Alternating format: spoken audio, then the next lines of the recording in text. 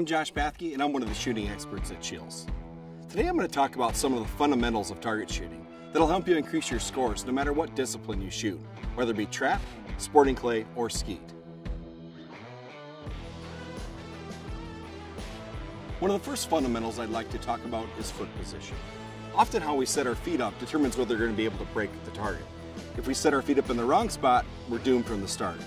If I set up for a hard crossing target from left to right in a position like this, I'm often blocked off and I can't continue to follow through on my swing.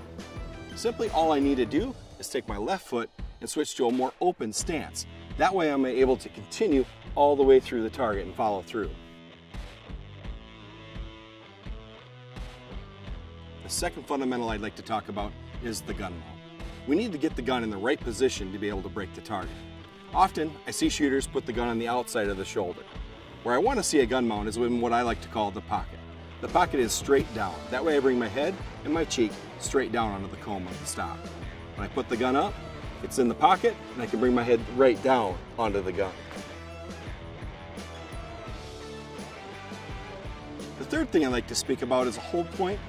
When we have hard crossing targets or we're shooting trap, we have spots that we need to have our gun pointed in before we call the target. When I see shooters that are starting and beginning, often I'll see them set up in the wrong spot.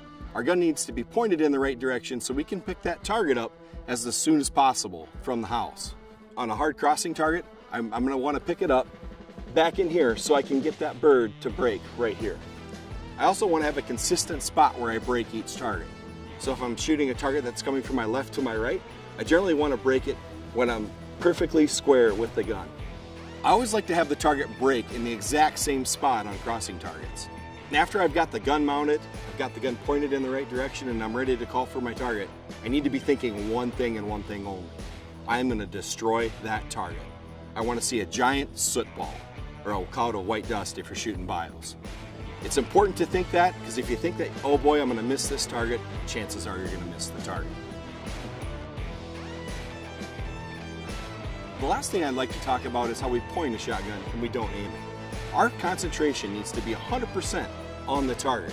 If we're focused on what's going on from here to here, and when we call the target, we're already going to miss the target. We want to be 100% concentrated on the target. Often when I'm teaching a young child to shoot a gun, what I like to do is simply have them take their index finger and put it on the side of the forearm.